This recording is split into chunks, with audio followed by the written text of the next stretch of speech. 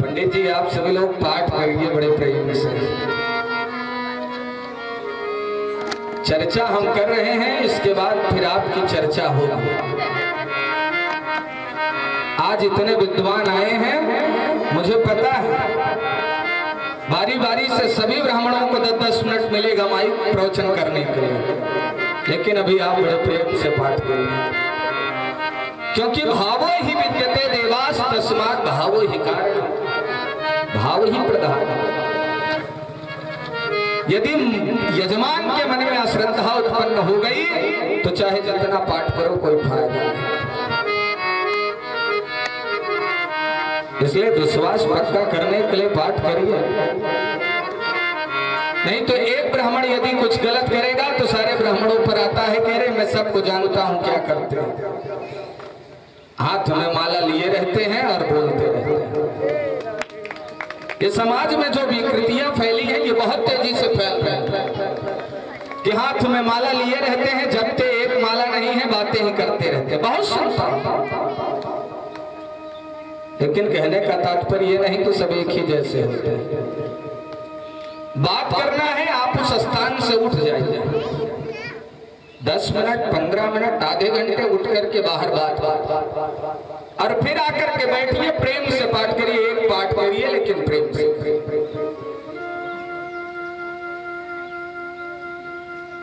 मेरी सोच तो यही है, जो भी करो अच्छे से करो। नहीं कर पा रहे हो तो भैया मैं नहीं कर पाऊंगा, सीधे जवाब। नहीं समय है कह दीजिए नहीं समय है।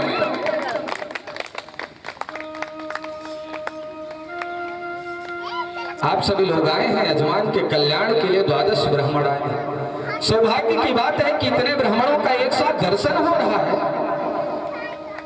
ये बड़े सौभाग्य की बात है। ब्राह्मण जो है वो साक्षात भगवान। आप सभी विप्रदेवों से यही करबद्ध प्रार्थना है कि भाव से प्रेम से पाठ करें। मेरी बात का अन्यथा मत लीजिएगा, मेरी कुछ आदत खराब है। ये मेरे साथ रहने वाले आचार्य जी भी कहते हैं कि महाराज जी कोई बात करिए मत, यहाँ तो ये नहीं कहेंगे लेकिन मंच पे इन्हें याद आ जाएगा, ये कन्फर्म। आदत हो गई है कि वहां याद नहीं रहता, लेकिन यहाँ बैठता हूं तो याद आ जाता है। वृंदावन बिहारी लाल की, रुक्मणी महारानी के चेहरे पर कभी क्रोध नहीं, इसलिए गोविंद की नजर में रुक्मणी महारानी सर्वाधिक आदरणीय है। रुक्मणी महारानी से बहुत प्रेम करते थे भगवान श्री कृष्ण। सभी पत्नियां रूठती लेकिन रुक्मणी कभी ना रूठी। सत्यभामा जो थी वो भगवान से सबसे ज्यादा रूठती थी। भगवान से ज्यादा क्यों रूठती थी? कि भगवान के खजाने में जितना धन है उसका जो 80% है वो सत्यभामा का ही है, क्योंकि सत्यभामा श्यामंतक मणि लेकर के आई थी दहेज में। नित्य 180 तोला सोना होता था, तो जो बहुत ज्यादा धन लेकर के आती है, दहेज लेकर के आती है, उसके नखरे उतने ऊपर होते हैं। इसलिए कभी दहेज पे शादी मत करिए, ये मेरा निवेदन है। दहेज पर शादी करोगे तो जिंदगी भर रोगे। लेकिन आजकल क्या है कि एक लोगों के हमें कथा कह रहा था दहेज पर चर्चा, उनके पौत्र माने नाती की शादी के लिए लोग आए, मैं भी बैठा था। लोगों ने कहा कि जो आए थे उन्होंने कहा कि बाबूजी बताइए क्या कैसे है, कुछ बातें हो जाए लेन देन। उन्होंने कहा भैया मैं दहेज तो लेता नहीं, महाराज जी से कथा में बोले हैं, मैंने कसम खाया मैं दहेज नहीं लेता, लेकिन इतना जरूर बता दे रहा हूं कि इसके पहले एक लोग आए थे, वो 10 लाख और एक 4 व्हीलर दे रहे थे। बस दहेज तो मैं लूंगा नहीं, दहेज के मैं बहुत खिलाफ। मैं हंसने लगा, बोले महाराज जी क्यों हंस? हमने कहा ये सही है आप दहेज नहीं लेते, लेकिन आप बता दे रहे हैं कि वो आए थे इतना दे रहे थे, इससे कम में आपका समझौता नहीं हो सकता। इसलिए दहेज मत लीजिए, अच्छी संस्कारी बहू लेकर के आइए। दहेज लेकर के आए और यहाँ घर में क्या हुआ कि स्थिति है कि पति पत्नी में हर समय तांडव। कन्या विक्रीडो लोभार्थम पतीनाम च कल्कनम। कन्या का क्रय विक्रय करके और पति पत्नी में हर समय डंडे चटकते रहते हैं। ये स्थिति ना हो, इसलिए विवाह कर लिया। इस करता है मेरी बनती नहीं। इतना कहने के बाद भी रुक्मिणी महारानी के चेहरे पर क्रोध नहीं है। वृंदावन में हरिलाल की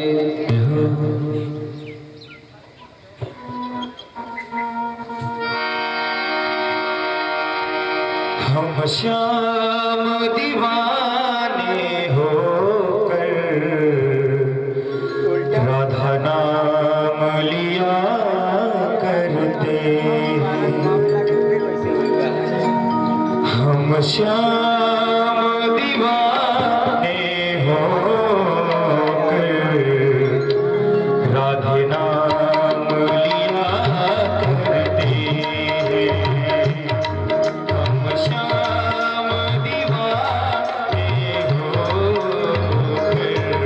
राधा नाम लिया करते हैं। मेरी नींद गई, मेरा चैन गया, यही काम किया करते हैं। हम श्याम दीवाने होकर राधा नाम लिया करते हैं।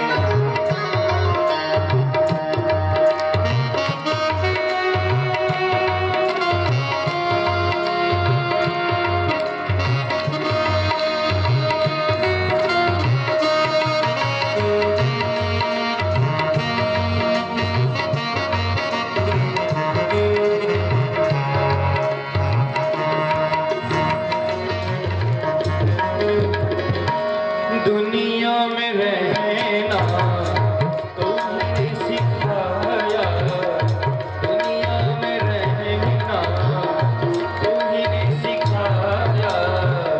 माया की नगरी में तुमने फसाया।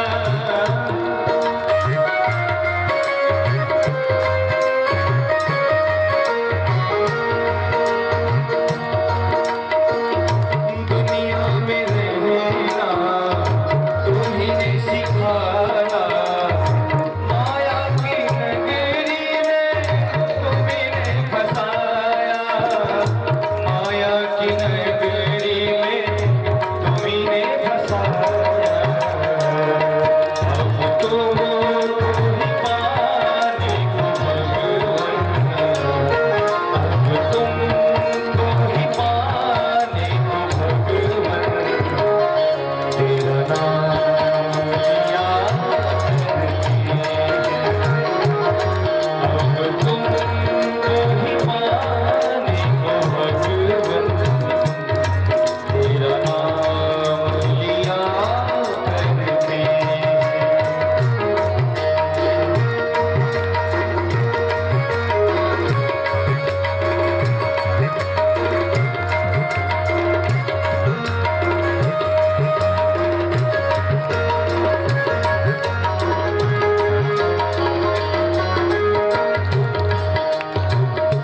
राधा में मोहन तुम ही है समाया। मोहन तुम ही है समाया।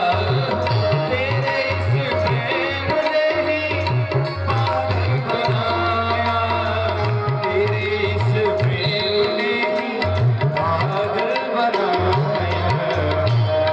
तुझे पाने की चाहत लेकर, तुझे पाने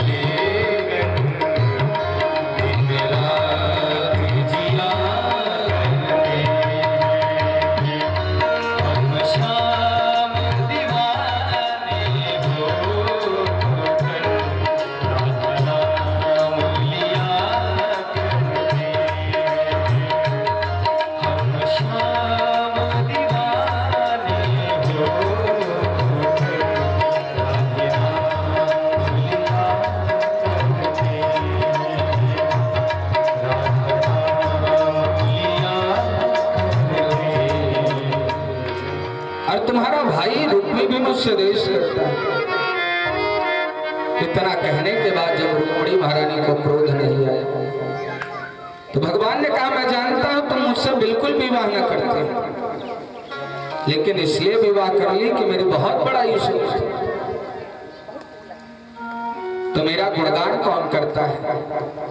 जिसके रहने का मकान नहीं, पहनने को कपड़ा नहीं, खाने को भोजन नहीं, वही तो मेरा गुणगान करते हैं।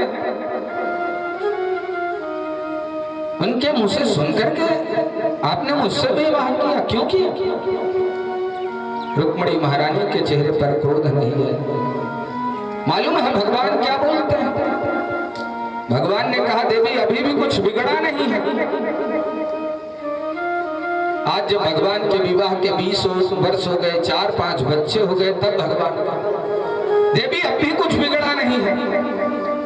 तुम चाहो तो शिशुपाल से विवाह कर लो और मैं करा दूंगा। ये बात भगवान जब बोले तो रुक्मिणी महारानी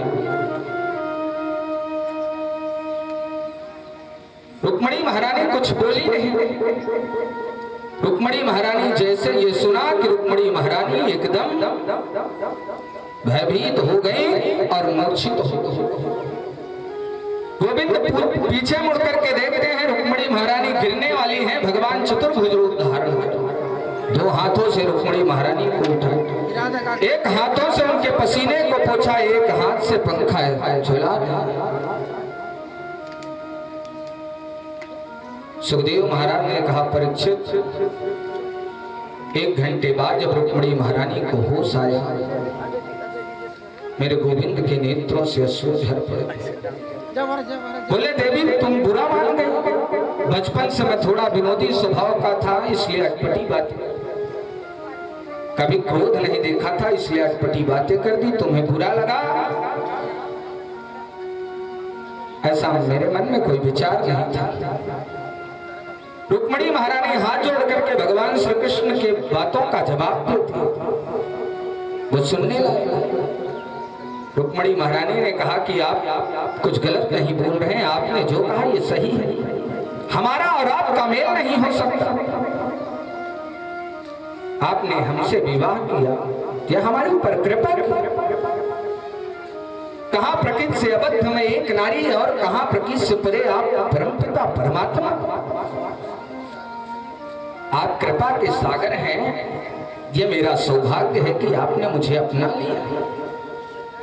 और दूसरी बात, आप कहते हैं कि आपके माता पिता नहीं, तो आप बताइए आपके भी माता पिता होते हैं? आपके भी माता पिता होते हैं, आप तो दुनिया के माता पिता हैं, इसमें मेरा क्या दोष? और तीसरी बात, आप कहते हैं कि मैं बड़े बड़े राजाओं के डर से समुद्र में आ गया, डरपोक। तो जिसके हृदय में अविद्या, अस्मिता, राग, द्वेष, अनिमेष ये शत्रु बैठे हैं, आप उनके हृदय में वास नहीं करते। आप तो आत्मा रूपी समुद्र में वास करते हैं। और चौथी बात, आप कहते हैं मैं काला हूं, काले होने से, काले व्यक्ति से तुमने विवाह किया। रुक्मिणी महारानी ने कहा, महाराज काले हो तो कमाल कर रहे हो, यदि गोरे होते तो भगवान जानते क्या करते। यदि नंदलाला तुम होते लली तो गले कट जाते करोड़न। हमारे ब्रज के संत कहते हैं कि लाला, ये तो खैर मनाओ कि तुम लाला की जगह, लाली की जगह लाला हो। यदि लाली होते तो करोड़ों के गले कट जाते। रुक्मिणी महारानी ने कहा, मेरे से पूछे कोई दुनिया में कि सबसे बड़ा धनी कौन है, तो मैं बताऊंगी वही संत है। कबीरा सब जग निर्धना, धनवंता नहीं को, धनवंता से जानिए, जग राम नाम धन हो। राम के नाम का धन जिसके पास है, संसार में वही सबसे बड़ा धनी है। रुक्मिणी महारानी कहती हैं, संतों के पास आपके नाम का खजाना है। उन संतों के मुख से मैंने आपके नाम की महिमा सुनकर के आपके पति बनाया है, इसमें मेरी क्या गलती है? भगवान ने कहा देवी इन्हीं बातों का परिणाम यह है कि मेरे हृदय में तुम्हारे प्रति अद्भुत प्रेम है। यह बात सुनकर के रुक्मिणी के मन में बड़ा आनंद हुआ, प्रसन्नता हुआ। आचार्य सुखदेव कहते हैं परीक्षित भगवान के पोते जो अनिरुद्ध हैं उनके दो विवाह हुए। एक विवाह रुक्मिणी की पोती के संग हुआ और दूसरा विवाह बाणासुर की पुत्री उषा के साथ। बाणासुर की पुत्री उषा स्वप्न में प्रद्युम्न नंदन अनिरुद्ध को देखा और उसकी एक सखी थी जिसका नाम था चित्रलेखा, जो बड़ी योगिनी थी। वह सोते हुए अनिरुद्ध को चुरा करके बाणासुर के वहां लेकर गए।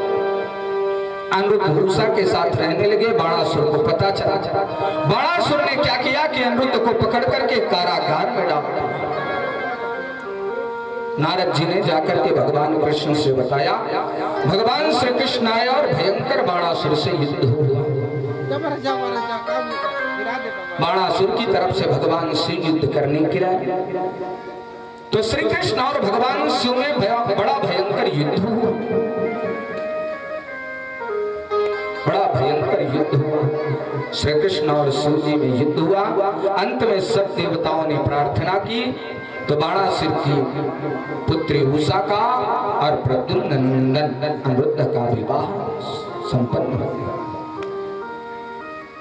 आचार्य सुखदेव जी कहते हैं कि राजन आज एक बड़ी बात विचित्र बात आपको बताना चाहता हूं। आज मेरे कृष्ण के पुत्र की उम्र हो गई है 50 वर्ष। कृष्ण के जो पौत्र हैं अनिरुद्ध उनकी उम्र हो गई है 25 वर्ष और बाबा जो हैं वो केवल देखने में लग रहे हैं 15 वर्ष का। और आपने कभी देखा है कि बेटा 50 वर्ष का हो, पोता 25 वर्ष का हो और बाबा 15 वर्ष के हो? क्योंकि भगवान कभी 15 वर्ष से ज्यादा होते नहीं, 16 वर्ष के नहीं। राघवेंद्र सरकार ने 13,000 वर्षों तक अयोध्या में राज्य किया लेकिन कभी 15 वर्ष से ज्यादा दिखे ही नहीं। क्योंकि भगवान के ऊपर जो होता है वो काल का असर नहीं होता। भगवान स्वयं कालातीत है। भगवान काल से परे हैं। भगवान कभी 16 वर्ष के भगवान कभी नहीं होते। और भागवत में यहां तक वर्णन आया है कि कृष्ण जब अपने पोतों के संग महल में जाते हैं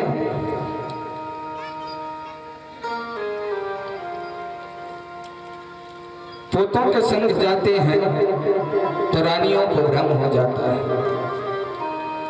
वो पोते को ही कृष्ण समझ लेती हैं क्योंकि पोता जो है वो बाबा से भी बड़ा लगता है।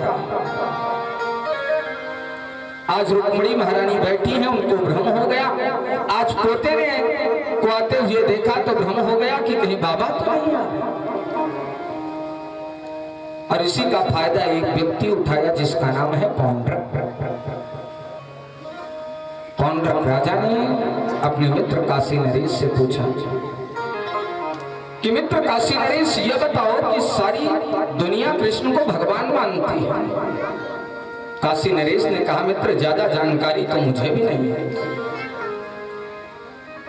लेकिन इतना सुना है कि कृष्ण के 4 हाथ हैं, उसके पार एक सुंदर रथ है, गरुड़ है और दिव्य सुदर्शन चक्र है।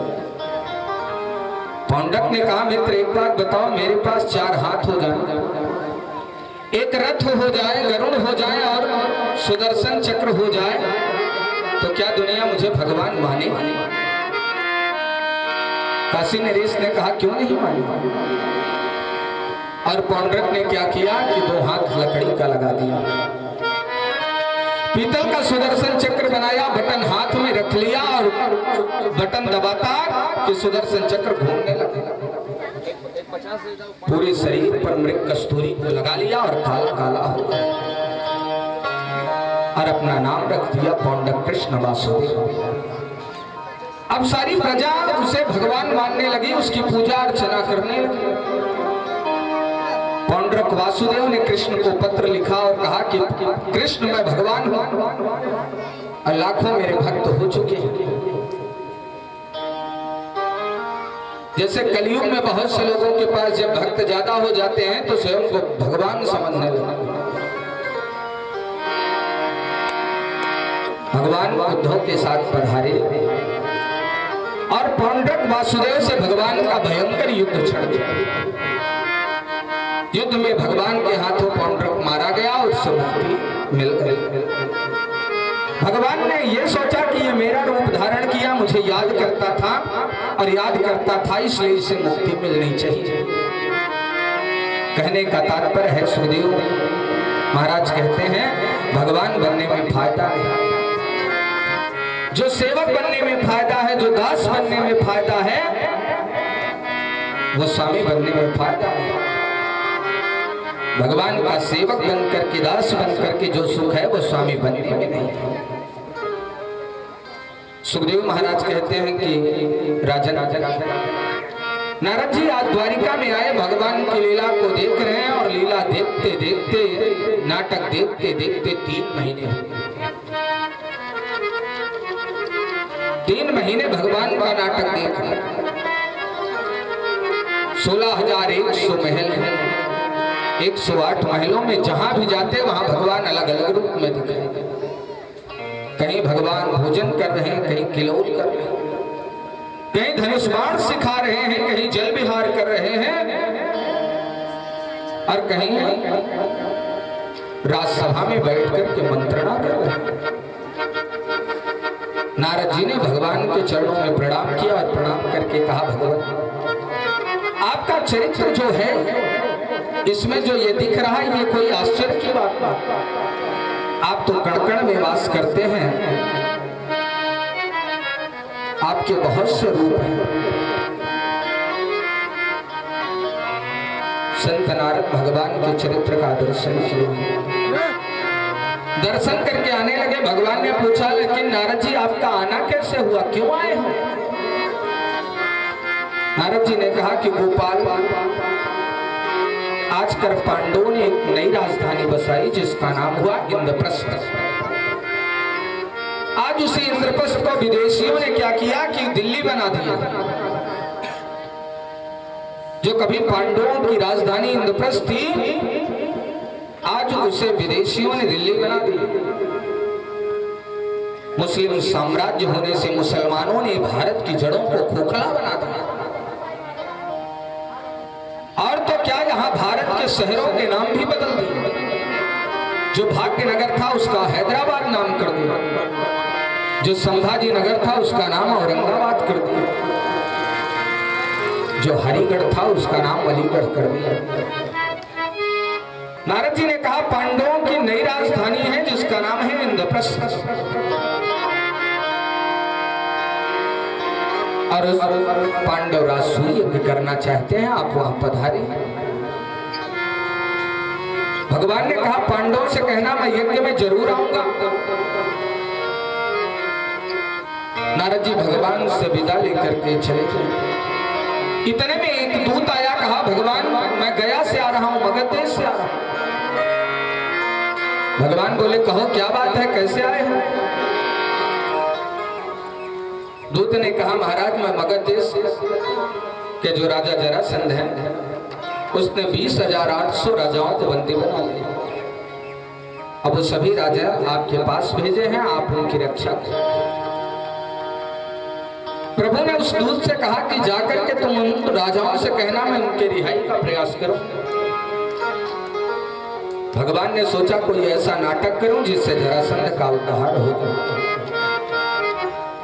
भगवान इंद्रप्रस्थ में आए, पांडवों से बोले, आपने नई राजधानी बसाई, ये बड़ी प्रसन्नता की बात है, लेकिन आपने समस्त राजाओं को जीत लिया है, सब राजा आपके पक्ष में है। पांडवों ने कहा, सभी तो मेरे पक्ष में है, लेकिन मगध देश का राजा मेरे पक्ष में है, क्योंकि मेरे पास 18 अक्षौहिणी सेना है, उसके पास 23 अक्षौहिणी सेना, और युद्ध में मैं उससे जीत नहीं सकता। भगवान ने क्या किया कि भगवान स्वयं ब्राह्मण बन गए, अर्जुन को भी ब्राह्मण बनाया, भीम को भी ब्राह्मण, और तीनों लोग जरासंध के यहाँ आए। जरासंध ने तीनों का स्वागत किया। आइए पधारिए महाराज, तीन ब्राह्मण आए हैं, कहां से आना? भगवान बोले अभी हिमालय से आ रहे हैं और दानियों में आपका नाम सुना इसलिए आपके पास आ गए। जरासंध ने कहा महाराज मैं कोई दानी नहीं, आपने द्वारिकाधीश कृष्ण का नाम सुना हो? कन्हैया ने कहा हाँ हाँ सुने हैं। जरासंध ने कहा महाराज वो बड़ा ही पराक्रमी था, उस कृष्ण ने मुझे 17 बार हराया। 18वीं बार जब मैंने ब्राह्मणों को बुला करके पूजा करवाया तो वह कृष्ण रण छोड़ करके भाग गया और उस दिन से मेरे हृदय में ब्राह्मणों के प्रति अनुराग हो गया, प्रेम। और उस दिन से मेरे यहाँ जो भी ब्राह्मण आता है उसे इतना धन देता हूं कि उसे किसी दूसरे के यहाँ मांगने की जरूरत नहीं। लेकिन महाराज आप कहां से आए हैं, आपका क्या नाम है, आपका परिचय क्या है? भगवान मन में कहते हैं, खुश हो रहे हैं कि अरे ये मुझे पहचान नहीं पाए।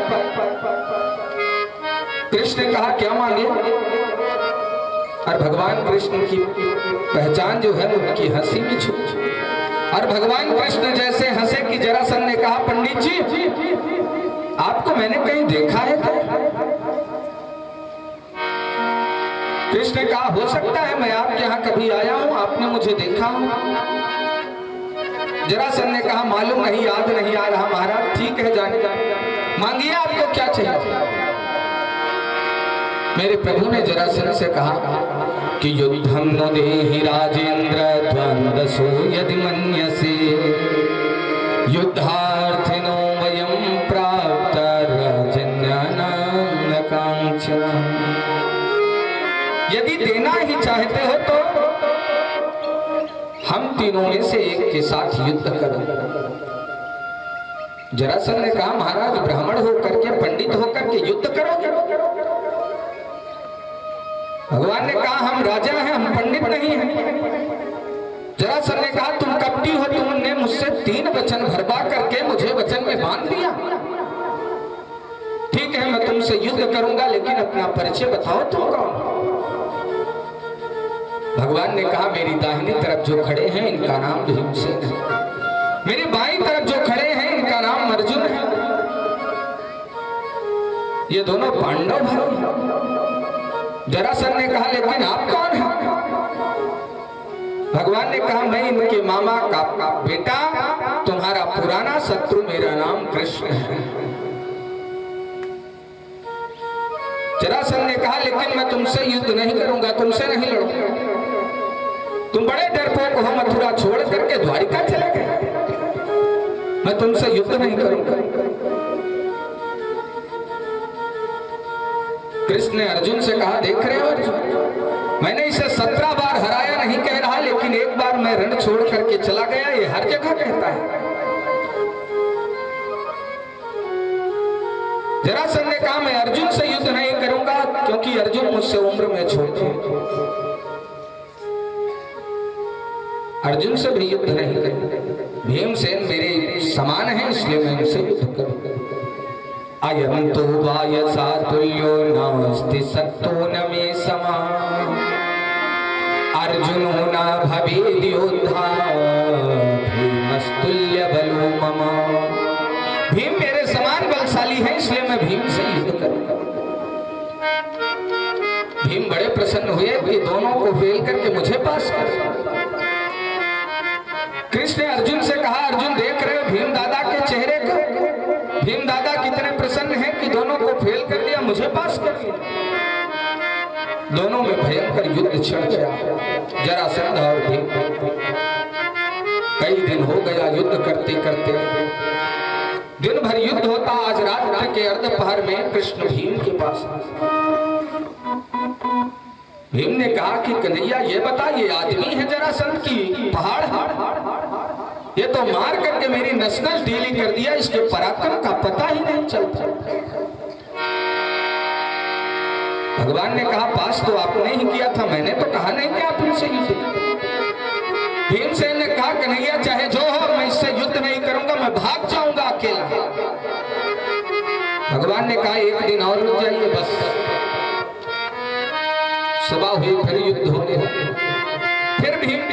जरासंध करने लगा। भीम ने वहीं से इशारा किया, कन्हैया आज तो मैं बिल्कुल नहीं रुकूंगा। और कन्हैया ने क्या किया, एक तिनका उठाया, इशारा किया। भीमसेन खड़े हुए तुरंत जरासंध के पैरों को पकड़ करके बीच से फाड़ के रख दिया और जैसे चीर करके रखा, जरासंध फिर जीवित हो गया। फिर भीम की पिटाई कर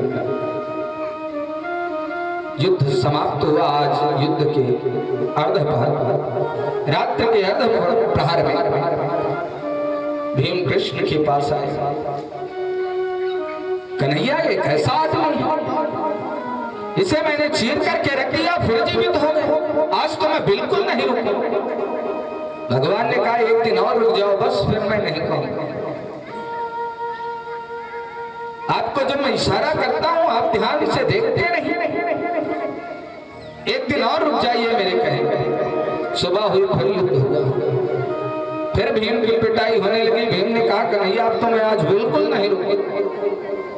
भगवान ने एक तिनका उठाया, चीर करके इशारा किया, दो दिशाओं में फेंका। भीम उठे, जरासंध के पैरों को पकड़ करके बीच से फाड़ करके दो दिशाओं में फेंक दिया।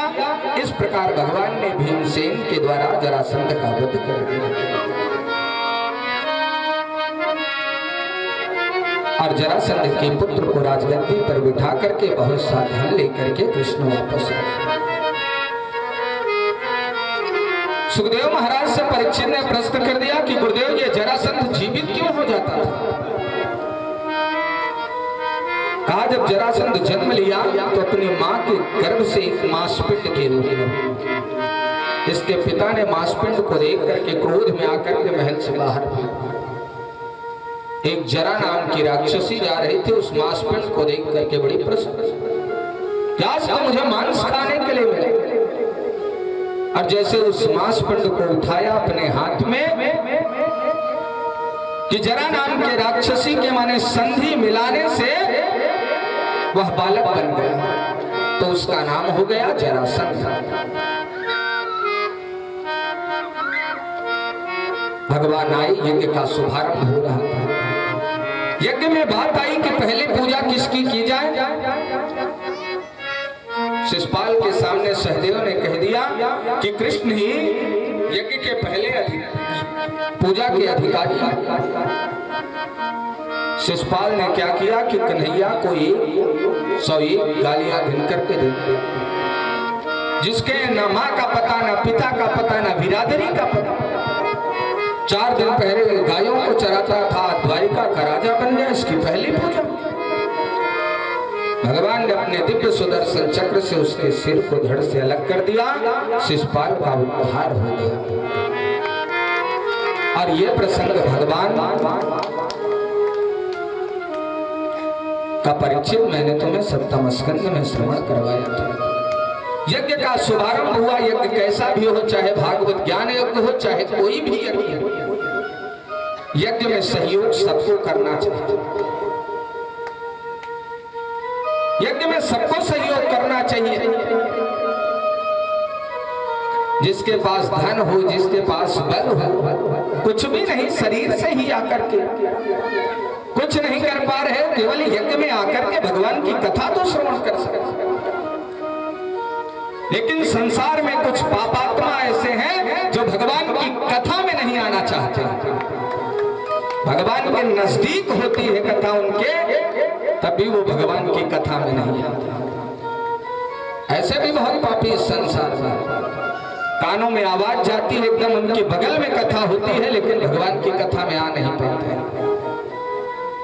मैंने पहले दिन बताया कि वो कहां से आए हैं।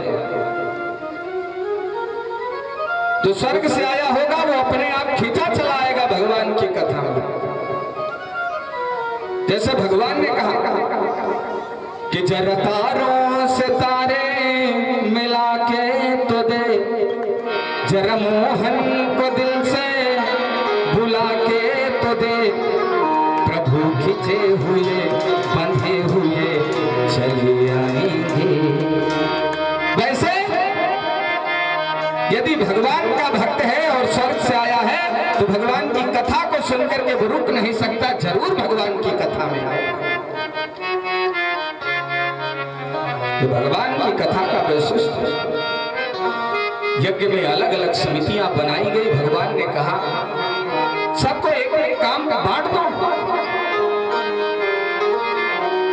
यज्ञ में सबसे महत्वपूर्ण चीज एक होती है दान का भंडार। कृष्ण ने दान के भंडार को दुर्योधन को सौंप दिया। भगवान बोले दुर्योधन तुम्हारा शत्रु है और ये सोचेगा कि पांडवों का कितना धन लुट जाए,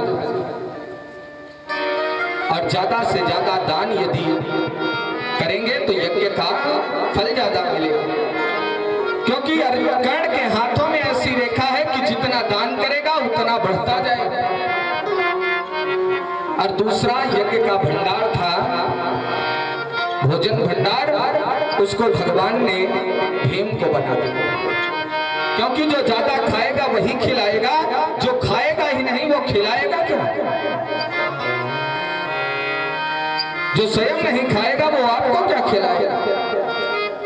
और तीसरी बात थी यज्ञ में भोजन परोसना बहुत बड़ी कला है। भोजन परोसने में सभी निपुण नहीं होते। भोजन परोसने का काम सौंपा गया द्रौपदी को। भोजन परोसने का काम द्रौपदी को दिया। द्रौपदी मालूम है कहां की है? पांचाल देश की, पंजाब की थी। द्रौपदी को भोजन परोसने का कार्य दे दिया। भगवान कृष्ण ने कहा सबको कोई ना कोई काम मिल गया, अब मुझे भी कोई सेवा करनी चाहिए। तो भगवान ने क्या किया कि यज्ञ में जितने लोग आ रहे थे उनके पैरों को धोने का काम केवल भगवान कृष्ण कर। कृष्ण पादावने जने, जितने यज्ञ में आगंतुक आते थे भगवान उनके पैरों को धोते थे और अपने पीतांबरी से पूछते थे और ले जा करके उनको अंदर बिठाते थे। उसी यज्ञ में दुर्योधन आया था पांडवों के महल को लेकर। दीवार उसे दरवाजा दिखा, दरवाजा उसे दीवार दिखा। आंगन में उसे जल समझ में आया और वह गिर पड़ा, उसके सिर में चोट लग गई। द्रौपदी हंस पड़ी कि अंधे के अंधा ही तो होता है। और इसी का परिणाम हुआ कि 12 वर्ष का वनवास, 1 वर्ष का अज्ञातवास। बड़ा भारी संकट पांडवों के जीवन में आया।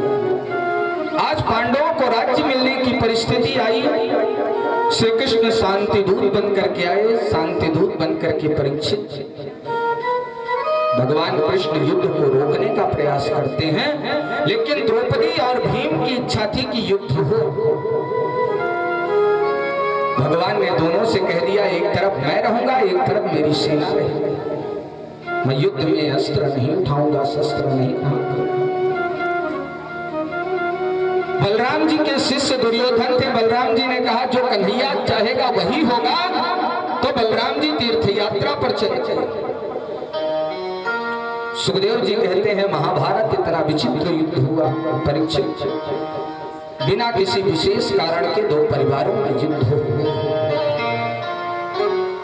कौरवों ने पांडवों से उद्देश किया, पांडव आधे राज्य के अधिकारी थे, उन्हें नहीं दिया और दोनों में द्वंद्व युद्ध हो। लेकिन पांडवों ने कृष्ण के चरण रूपी नौका का आश्रय लेकर के उन्हें महाभारत जैसे युद्ध में विजय श्री मेरे गोविंद गोलोक धाम को चले गए। और उसके बाद परीक्षित तुम्हारा जन्म हो गया और तुमने ऋषि के गले में मरा हुआ सर्प डाल दिया और तुम्हें 7 दिन में मरने का श्राप मिला। मैं तुम्हें कथा सुनाने के लिए आ गया। पहले दिन की कथा को आज अंतिम दिन की कथा से जोड़। परीक्षित एक बात है, गोविंद से मिलने की कामना मन में हो, गोविंद से मिलने की डोर यदि मन में जागृत हो जाए तो वह डोर कभी टूटती नहीं है। और गोविंद से मिलाने की डोर वो जुड़ेगी कैसे? सुखदेव महाराज ने कहा राजन ज्यादा से ज्यादा कीर्तन करो तब मन एकाग्र हो। मन की डोर कृष्ण के चरणों में बंधे, यही मुक्ति का द्वार है। यही मुक्ति का द्वार है। मथुरा में एक चौबे जी थे। चौबे जी ने क्या किया कि शाम को 5 बजे भांग घोट करके पी ली,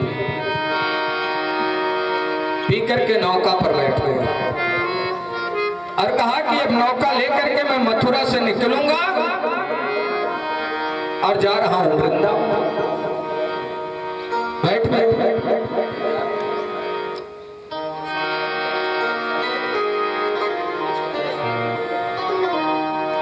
बोले सो वृंदावन में हरिलाल की। भांग घोट करके बैठ गए नौका। 5 बजे मथुरा से बैठ करके सोचे वृंदावन चलते। नाव पर बैठ गए, नाव चला रहे हैं। पूरी रात नाव चला। सुबह हो गई। सुबह जब सूर्योदय हुआ, लोगों से चौबे जी ने पूछा, भैया ये कहाँ, कौन सा घाट है? लोगों ने कहा, चौबे जी ये विश्राम घाट मथुरा का है। कहा, भैया रात भर मैंने नाव को चलाया लेकिन मैं मथुरा में ही रह गया, वृंदावन के लिए निकला था।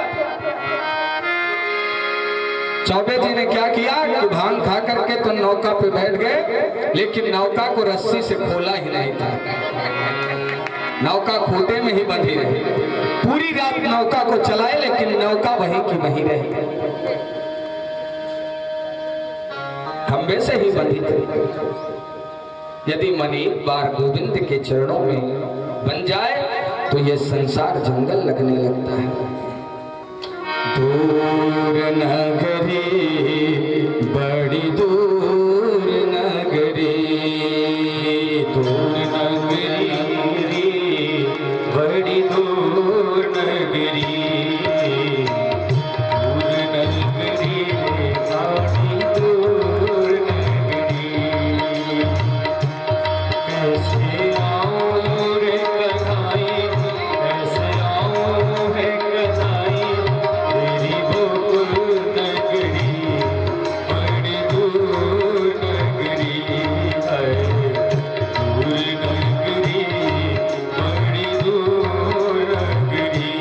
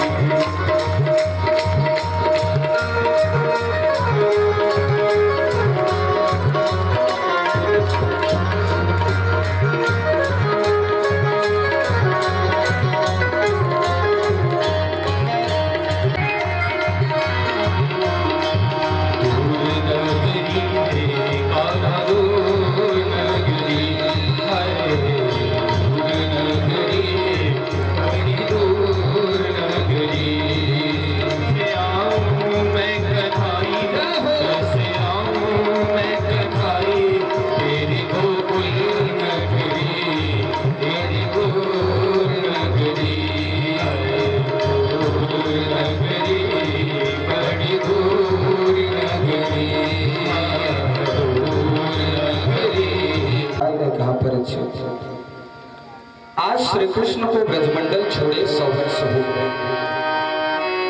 कुरुक्षेत्र जिसे हम श्यामंतक पचक क्षेत्र कहते हैं, आज वहां पर सूर्य ग्रहण के पावन अवसर पर वसुदेव महाराज ने बड़ा सुंदर यज्ञ किया। उस यज्ञ में बड़े बड़े ज्ञानी अमलात्मा मुनि आए थे। माता कुंती भी पांडवों के साथ उस यज्ञ में आई थी। ब्रजमंडल में आज गोपियां, राधा रानी, सभी ब्रजवासी भी वहां पहुंचे। सभी लोगों का अलग अलग तंबू लगा था। आज भगवान भी अपनी पत्नियों के साथ आए हैं। मैया यशोदा, नंद बाबा भी वहां आए हैं। आज मैया यशोदा को पता चला कि हमारे लाला आए हैं। आज मैया यशोदा विक्षिप्त पागल सी हो गई और मैया एक ही चीज कहती है, मेरा कन्हैया कहाँ है? मैया जिस तंबू में जाती देखती कन्हैया, कन्हैया उसमें रहते। जिस कच्छ में कन्हैया सोए थे उस कच्छ के किनारे से मैया निकल गई। मैया ने कहा, मेरो लाला कहाँ, मेरो कन्हैया कहाँ है? ये सुनते ही गोविंद की आंख खुल गई, हड़बड़ा करके कच्छ से बाहर निकल। ये नाम तो सिवाय यशोदा मैया के इतनी मीठी कोई ले नहीं सकता। दौड़े दौड़े द्वारिकानाथ कृष्ण बाहर। मैया यशोदा के चरणों में गिर पड़े। मैया मैया यशोदा दौड़ करके अंक से भर लिया ढेर सारा प्यार। मैया आज लाला को निहार रही, कृतार्थ हो रही हैं, देख करके धन्य हो रही हैं। आज कन्हैया की समस्त बहुएं आई हैं। मैया यशोदा के चरणों में प्रणाम किया। कन्हैया ने कहा, मैया ये मेरा नाती है, ये मेरा पुत्र है। मेरा पुत्र प्रद्युम्न है और ये मेरे नाती अनिरुद्ध है। आचार्य सुखदेव जी कहते हैं, परीक्षित, कृष्ण पत्नियां जब द्रौपदी से मिली तो मानो जो प्रश्न किया। माताएं जब निश्चिंत हो जाती हैं तो वहां उनका सत्संग का प्रारंभ हो जाता है और वो भी बड़े ऊंचे स्तर का सत्संग होता है। आज रुक्मिणी जी समस्त कृष्ण की पत्नियां जब द्रौपदी से मिली तो द्रौपदी से मालूम है क्या पूछा? द्रौपदी से कृष्ण पत्नियों ने पूछा, बताओ तुम्हारा विवाह कैसे हुआ? अब तो किसी ने कहा कि मेरे विवाह में तो खूब झगड़े हुए, इतने सेना आई थी, सब अपने अपने विवाह का वर्णन करने लगे। कृष्ण पत्नियों ने आज बैठे बैठे चर्चा कर रही थी कि समस्त गोपियां आई, किशोरी राधा रानी भी आई। किशोरी राधा रानी का दर्शन करना चाहिए। आज कन्हैया से बोली कि प्रभु आज मैं राधा रानी से मिलना चाहती हूँ। कृष्ण ने अपनी पत्नियों से कहा कि किशोरी राधा रानी से मिलने जाना तो खाली हाथ मत जाना। किशोरी राधा रानी से मिलने जाना तो कुछ लेकर के जाना। कृष्ण पत्नियों ने क्या किया कि स्वर्ण के लोटे में दूध भर करके राधा रानी से मिलने के लिए राधा रानी का जो सौंदर्य है वो बनाओ। सौंदर्य दो प्रकार का होता है, तेजस्विता का सौंदर्य, एक भजन की सुंदरता, ज्ञान की सुंदरता और एक प्रेम की सुंदरता, बदान रोगन की सुंदरता। जैसे कल जो झांकी वाले आए थे, देख रहे थे कितना सुंदर देखने में लगता। वास्तविकता में जब मैंने देखा तो हमने कहा ये थे, पहचान में ही नहीं आते थे। और जब सच के आए तो इतना अच्छा लग रहे थे कि लगता था कितने सुंदर हैं, साक्षात। और जब सब कुछ साफ करके मुंह खड़े हुए तो हमने कहा ये थे। किशोरी श्री राधा रानी के विग्रह में कोई सजावट, कोई बनावट नहीं। मेरी यही आदत खराब है, मैं कह देता हूं। झांकी वाले आए हैं, सुन रहे होंगे, बोलेंगे महाराज जी देख रहे हैं क्या बोल रहे हैं। रुक्मिणी जाम्बवती सिद्धभामा सवाई राधा रानी के दर्शन के लिए जा रही थी, सात की ड्योढ़ी पार कर रही थी। किशोरी राधा रानी के चरणों में जाकर के प्रणाम किया। किशोरी राधा रानी को जब कृष्ण पत्नियों ने देखा कितना सुंदर स्वरूप है, जैसे किशोरी राधा रानी का दर्शन किया। किशोरी राधा रानी शांत बैठी हैं, कोई बनावट, कोई सजावट, कोई प्रदर्शन नहीं है। कितनी दिव्य सुंदर झांकी है। कृष्ण पत्नियों ने जाकर के प्रणाम किया, राधा रानी खड़ी हो गई। कृष्ण पत्नियों को अंक से धर लिया, बहुत देर तक चर्चा हुआ। सुखदेव जी कहते हैं कि किशोरी राधा रानी जब कृष्ण पत्नियों से मिली तो वहां ना कोई विवाह की चर्चा, ना परिवार की चर्चा, ना गृहस्थी की चर्चा, केवल एक चर्चा, भजन ध्यान करती हो कि नहीं, गोपाल का स्मरण करती हो कि नहीं। कृष्ण पत्नियां बोली, आपका आशीर्वाद मिलेगा तो सब प्राप्त हो जाएगा। आपके लिए दूध लेकर के आई हूं, आप ले लीजिए, बड़ी कृपा हो। किशोरी राधा रानी के नेत्र सजल हो गए। कृष्ण पत्नियों से कहा कि जिस दिन से हमारे प्राण वल्लभ कृष्ण ब्रजमंडल छोड़ करके गए हैं, उस दिन से दूध का स्पर्श भी मैंने नहीं किया, पीना तो दूर की बात।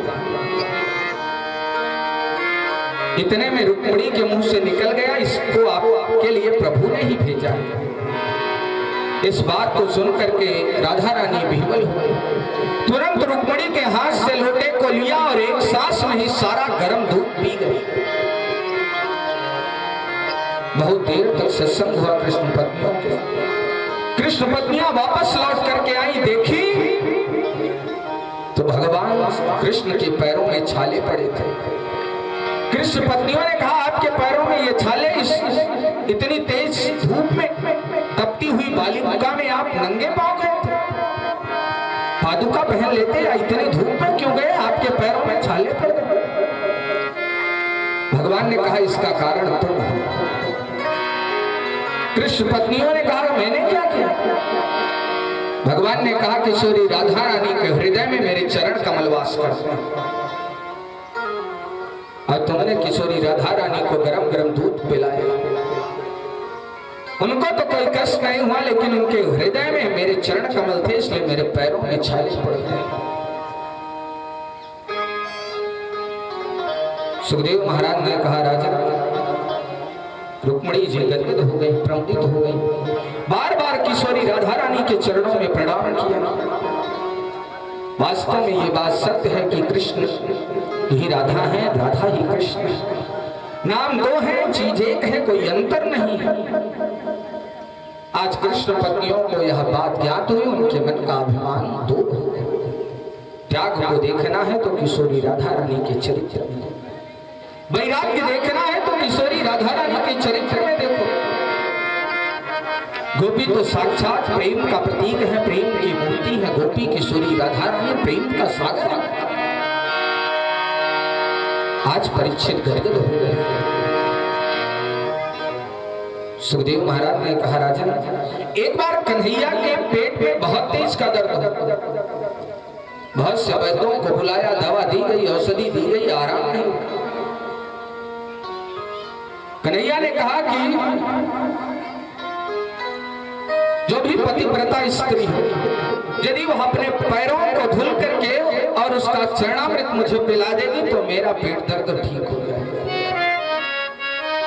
कृष्ण पत्नियों को बुलाया गया। कृष्ण पत्नियों ने कहा, मैं अपने पैरों को धुल करके अपने प्रभु को नहीं पिलाऊंगी, नहीं तो मैं नरक जाऊंगी, इसलिए मैं अपने प्रभु को अपने पैरों को धुल करके नहीं पिलाऊंगी। किशोरी राधा रानी दौड़ करके आई और अपने पैरों को धुल करके कन्हैया को पिला दी। मेरे कन्हैया को कष्ट हो और मैं नरक जाने से डरूं,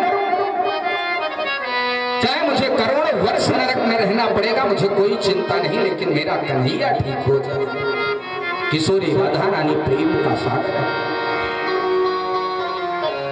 प्रेम की मूर्ति है किशोरी राधा रानी।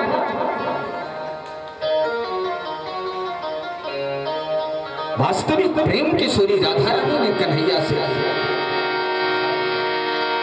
आज इस संसार में जो प्रेम है केवल बनावटी प्रेम है, स्वार्थ का प्रेम है। आज संसार में जो हो रहा है केवल बदला हो रहा है। आज किसी से प्रेम तो कल किसी से प्रेम, परसों किसी से प्रेम। आज ज्यादा अच्छा देख लिया तो ये अच्छा,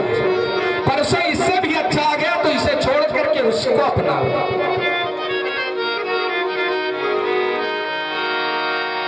किशोरी राधा रानी के जीवन में कोई बनावटी प्रेम नहीं था, वास्तविक प्रेम। और जहां बनावटी प्रेम होता है, स्वार्थ का प्रेम होता है, वहां सुख नहीं होता है।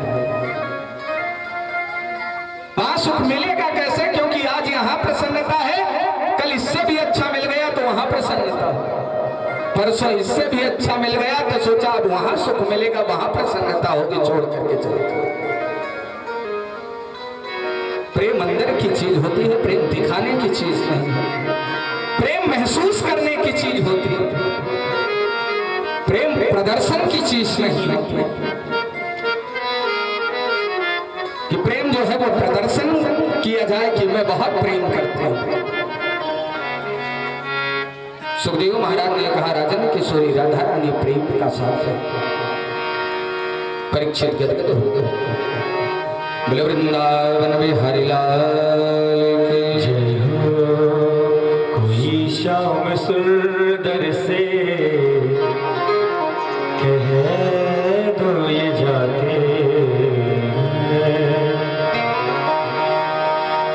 कोई श्याम सुंदर से कह दो ये जाके, भूला क्यों दिया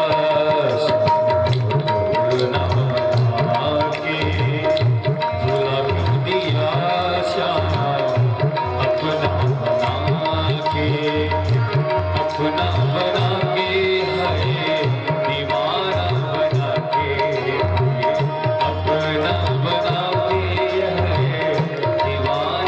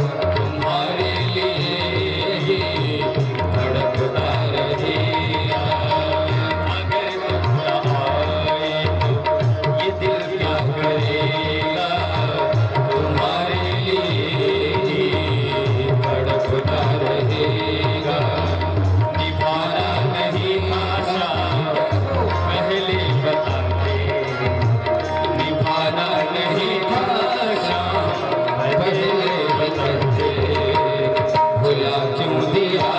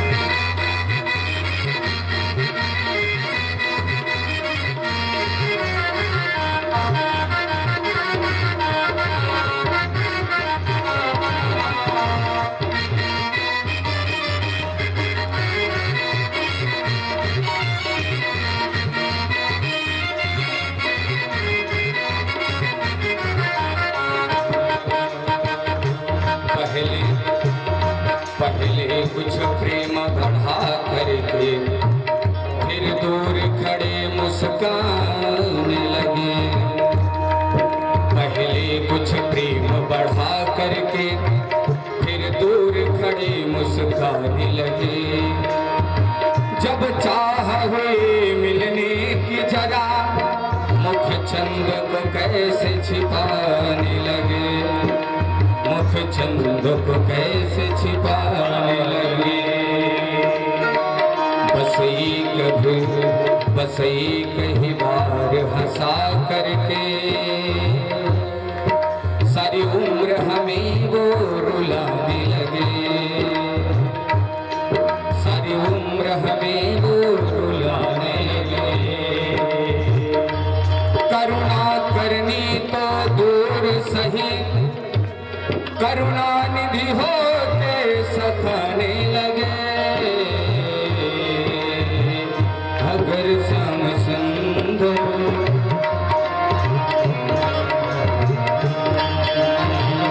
अगर तुम न आए तो दिल क्या करेगा, तुम्हारे लिए तड़पता रहेगा, तुम्हारे लिए तड़पता रहेगा, तुम्हारे लिए तड़पता रहेगा, तुम्हारे लिए तड़पता रहेगा। बोले भक्तवत्सल भगवान की सबसे अच्छा आनंद कीर्तन यदि कोई लेता है तो केवल श्याम लेता है। श्याम मुरली बजा रहे हैं और केवल नृत्य कर रहे हैं, जैसे नाम है वैसे गुण भी इनके अंदर है, बड़ा अच्छा बोलते हैं श्याम,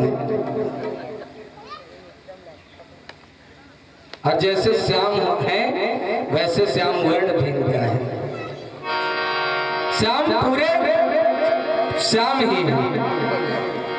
बोले श्याम सुंदर भगवान की जय हो। वसुदेव जी ने यज्ञ किया, यज्ञ में बात आई कि यदि गोविंद को मन में बार बार धारण करके सभी ब्रजवासी वापस लौटे, ब्रजवासियों का कृष्ण के प्रति संबंध था, बिना संबंध जुड़े भक्ति हो नहीं सकती, इसलिए संबंध रखना जरूरी है।